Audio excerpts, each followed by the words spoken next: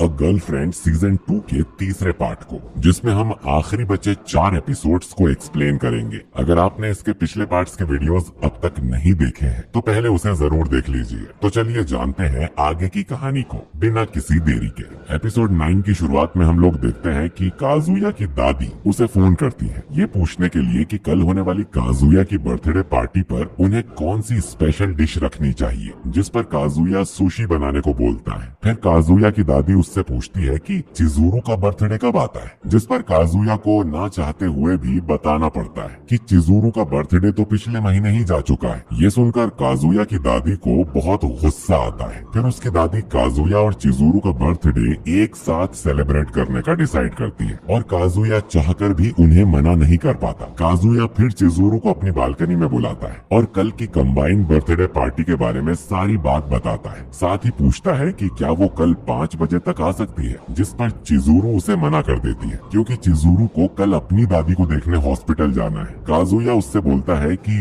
वो समझता है कि फैमिली फर्स्ट है तो उसे कोई दिक्कत नहीं, लेकिन तभी चिजुरू बोलती है कि वो 5 बजे नहीं आ सकती, लेकिन 6 बजे के बाद जरूर आ सकती है, जिससे काजुया बहुत ही खुश हो जाता है। उसी रात जब काजुया चिजुरू के बारे में सोच रहा था तभी उसके पास रूका का फोन आ जाता है, जो कि काजुया को सबसे पहले बर्थडे विश करती है। काजुया उससे बोलता है कि वो दोनों संडे को एक साथ उसका बर्थडे सेलिब्रेट करेंगे क्योंकि कल वो अपनी फैमिली के साथ टाइम स्पेंड करना चाहता है, जिससे रूका को कोई दिक्कत नहीं होती। लेकिन जैसे ही उसे पता चलता है कि पार्टी में चिजुरू भी आने वाली है, रूका बहुत गुस्सा हो जाती है और काजुया से बात करना ही बंद कर देती है। अगले दिन काजुया जैसे ही अपने घर से बाहर निकलता है, वो देखता है कि रूका घर के बाहर उसका वेट कर रही थी क्योंकि वो नहीं चाहती थी कि काजुया और उसकी फैमिली एक रेंटल गर्लफ्रेंड के साथ सेलिब्रेट करें। और रूका को गुस्से में देखकर काजुया भी उसे मना नहीं कर पाता है। कुछ देर बाद वो दोनों काजुया के घर पहुंचते हैं और उसकी दादी को बताते हैं कि चिजुरू पार्टी में 6 बजे के बाद आएगी। तभी रूका काजुया की फैमिली को एक गिफ्ट देती है, जिससे सारे लोग इम्प्रेस हो जाते हैं और काजुया समझ जाता है कि रूका आखिर करना क्या चाहती है। फिर पार्टी में धीरे धीरे रूका पूरी फैमिली को इम्प्रेस करने की कोशिश करती है और सारे लोग ये नोटिस भी करते हैं कि रूका कितनी अच्छी लड़की है। फिर देखते ही देखते 6:30 बज जाते हैं और काजुया की दादी को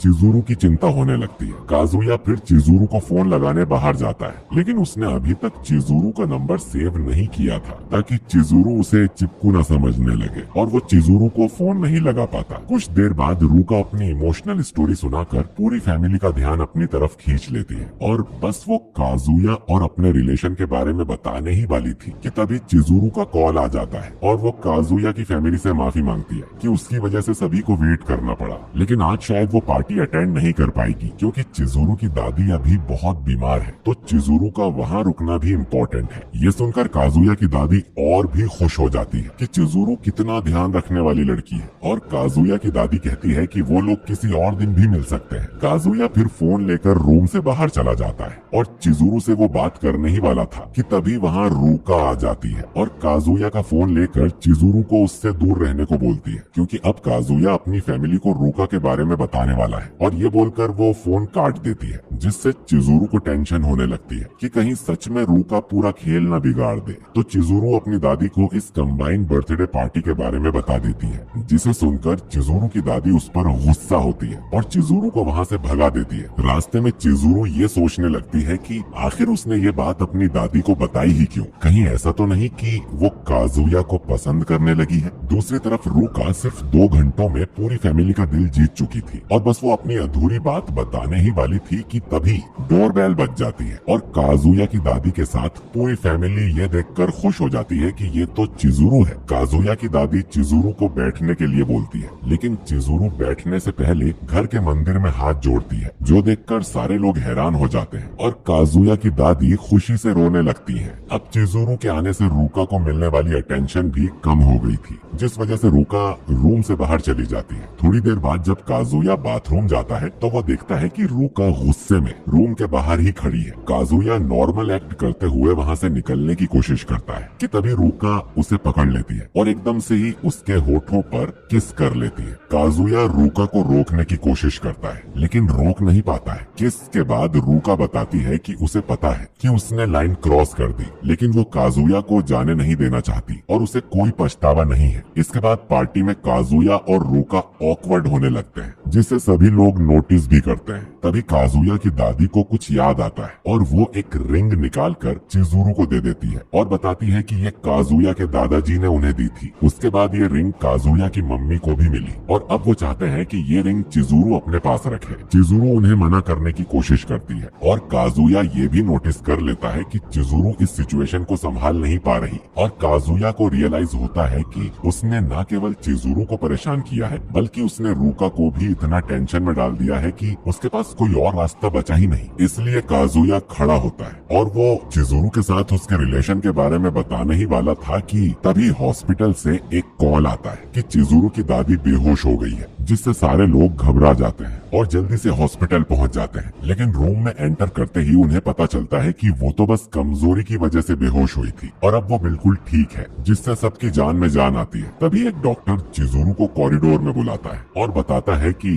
तुम्हारी दादी के पास अब ज्यादा टाइम नहीं बचा है। जैसे ही ये बात काजुया को पता चलती है तो वो बहुत ही इमोशनल हो जाता है और चिजुरू से पूछता है कि वो ठीक तो है, जिस पर चिजुरू उसे बताती है कि उसे जब से अपनी दादी की बीमारी के बारे में पता चला है उसे पता था कि ये दिन जरूर आएगा और वो अपनी तरफ से सारी ट्रीटमेंट की कोशिश करवा चुकी है, लेकिन अब कुछ भी नहीं हो सकता। काजुया फिर बोलता है कि अब टाइम आ गया है जब उन्हें अपने सीक्रेट के बारे में सभी को बता देना चाहिए, जिस पर चिजुरू उसे मना करती है क्योंकि उसकी दादी के पास अब ज्यादा समय नहीं बचा है, तो उनके आखिरी समय में उनको इतनी बुरी खबर देने से कोई फायदा नहीं है। ऊपर से चिजुरू की दादी काजुया को पसंद भी करने लगी है, तो थोड़े दिन उन्हें ये नाटक चलने देना चाहिए। जिसके बाद वो लोग हॉस्पिटल से बाहर निकलते हैं और काजुया टैक्सी बुलाने जाता है। तभी काजुया की दादी चिजुरू से बोलती है कि उन्हें पता है अब चिजुरू की दादी के पास ज्यादा टाइम नहीं बचा है, इसीलिए वो चाहती है कि चिजुरू ये एंगेजमेंट रिंग अपने पास रख ले ताकि अगर कभी उसे पैसों की जरूरत हो तो वो इसे बेच सकती है। लेकिन बस वो चाहती है कि चिजुरू इसे अपने पास रख ले और चिजुरू भी इस बार मना नहीं कर पाती। फिर संडे को रूका और काजुया एक डेट पर जाते हैं जहाँ काजुया उस किस की वजह से बहुत ऑकवर्ड हो रहा था। रूका उससे चिजुरू की दादी के बारे में पूछती है, जिस पर काजुया बताता है कि वो अब नॉर्मल है, जिस पर रूका पूछती है कि चिजुरू ठीक तो है ना, क्योंकि ऐसे टाइम पर चिजुरू को सपोर्ट की बहुत जरूरत है और रूका नहीं चाहती कि ऐसे टाइम पर भी वो चिजुरू से लड़ाई करे, इसीलिए कुछ देर के लिए चीजें जैसी चल रही हैं वैसे ही चलने देते हैं और रूका को इससे कोई प्रॉब्लम नहीं। ये सुनकर काजुया बहुत खुश हो जाता है और उसे समझ आ जाता है कि रूका बहुत अच्छी लड़की है और देखा जाए तो काजुया से छोटी होने के बाद भी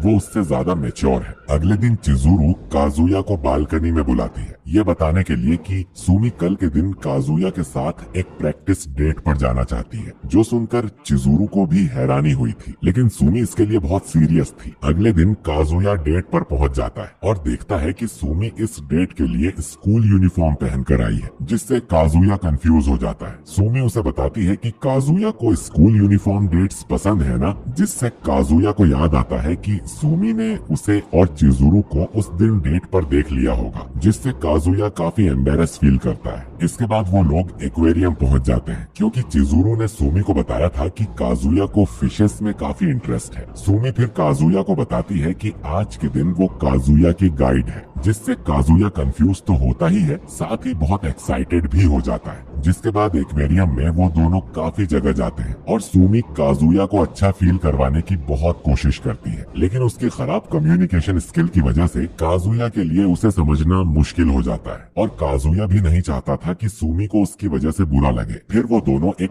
डॉल्फिन शो देखने जाते हैं जहाँ पर काजुया बचपन से जाना चाहता था लेकिन जा नहीं पाता था। जैसे ही काजुया सीट पर बैठता है तभी सुमी उसे बताती है कि शो के दौरान डॉल्फिन्स पानी उड़ाएंगी, जिससे शो में आगे बैठने वाले लोग गीले हो सकते हैं। फिर शो शुरू होता है और डॉल्फिन्स पानी फेंकना शुरू कर देती हैं और पीछे बैठे होने पर भी काजुया और सुमी दोनों ही भीग जाते हैं, जिससे सुमी को बहुत बुरा लगता है और वो काजुया से माफी मांगती है। लेकिन काजुया को तो इस सब में मजा आ रहा था। शो खत्म होने के बाद काजुया सुमी की तारीफ करता है और टॉवेल खरीदने वहाँ से जाने लगता है। तभी हिम्मत जुटाकर सुमी काजुया से बोल देती है कि वो काजुया को पसंद करती है, लेकिन आसपास के बच्चों की वजह से काजुया को ये सुनाई नहीं देता है और सुमी बात बदलकर दूसरे शो जाने को बोलती है। कुछ देर बाद शाम हो जाती है और वो दोनों एक रेनबो ब्रिज के पास आकर बैठ जाते हैं, जो कि कपल्स के लिए एक परफेक्ट जगह है। काजुया फिर सुमी की तारीफ करता है कि कैसे उसने अपने डर को जीतकर बहुत अच्छे गाइड का रोल निभाया, जिससे सुमी बहुत खुश हो जाती है। लेकिन वो दोनों नोटिस करते हैं कि आसपास में बैठे कपल्स कुछ ज्यादा ही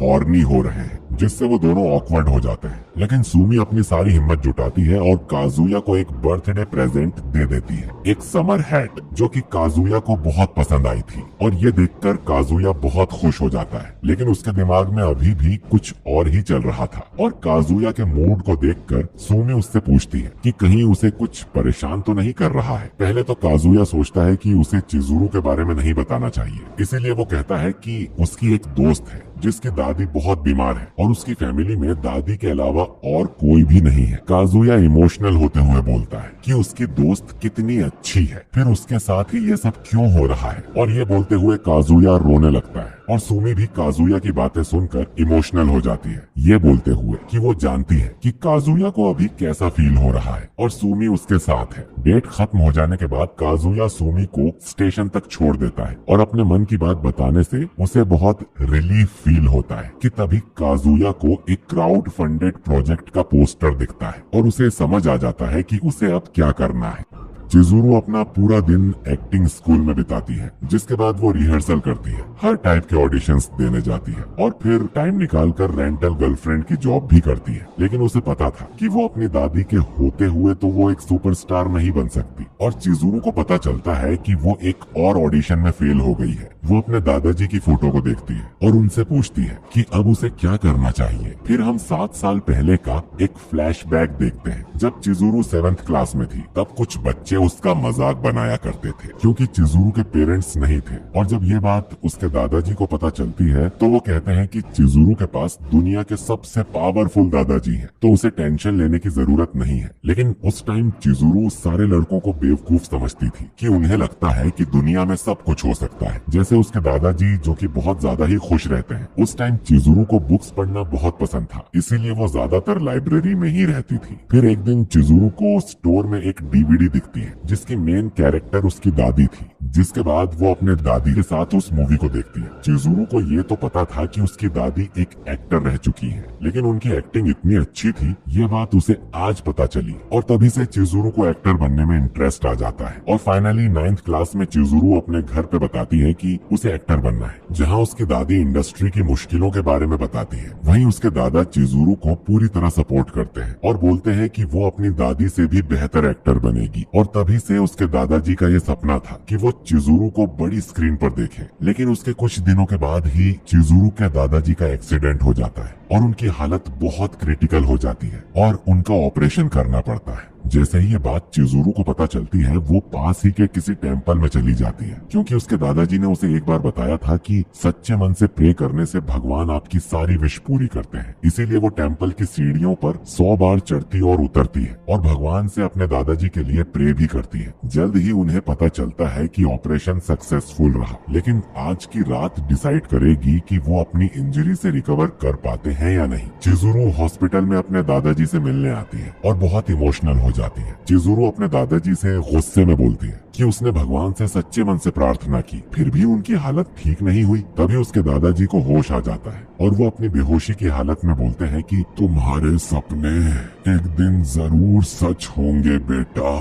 और ये बोलते ही उनकी डेथ हो जाती है। फिर प्रेजेंट टाइम में हम लोग देखते हैं कि चिजुरू उसके दादाजी की फोटो को देखकर उनसे पूछती है कि आखिर उन्होंने चिजुरू को झूठ क्यों बोला कि उसके सपने कभी सच भी हो सकते हैं। और चिजुरू रोने लगती है। तभी डोरबेल बजती है और जैसे ही चिजुरू गेट खोलती है वो देखती है कि काजुया अपना लैपटॉप लेकर उसके सामने खड़ा है। वो पूरी एनर्जी के साथ चिजुरू को क्राउड फंडिंग के बारे में बताता है कि कैसे वो पब्लिक से पैसा रेस करके एक खुद की मूवी बना सकते हैं। इस सब में ज्यादा से ज्यादा 1 महीना लगेगा और वो चिजुरू की दादी को उसकी मूवी बड़े पर्दे पर भी दिखा सकते हैं, जो सुनकर चिजुरू को समझ नहीं आता कि वो करे तो करे क्या। इसीलिए वो काजुया से कहती है कि वो इस बारे में सोचकर बताएगी। फिर अपने रूम पे काजुया सोचने लगता है कि उसने सारी प्लानिंग कर ली है और उसे यकीन है कि ऐसे कुछ बड़े डायरेक्टर्स भी चिजुरू को अपने रोल के लिए सिलेक्ट कर सकते हैं और ये उसकी जर्नी की शुरुआत होगी। बस बस चिजुरो इसके लिए मना न कर दे। और तभी चिजुरो काजुया के रूम पर आती है, फिर पूछती है कि क्या काजुया ये सच में करना चाहता है और क्या वो बीच में इस प्रोजेक्ट को छोड़ तो नहीं देगा, क्योंकि वो अपना टाइम वेस्ट नहीं कर सकती। काजुया उसे यकीन दिलाता है कि वो इसे पूरा करके ही मानेगा। चिजुरो ये सुनकर खुद से बोलती है कि सारे लड़के गधे होते हैं, क्योंकि उन्हें लगता है कि दुनिया में सब कुछ हो सकता है। चिजुरो इस ऑफर को एक्सेप्ट कर लेती है और काजुया से काम शुरू करने को बोलती है। और दोस्तों सीजन 2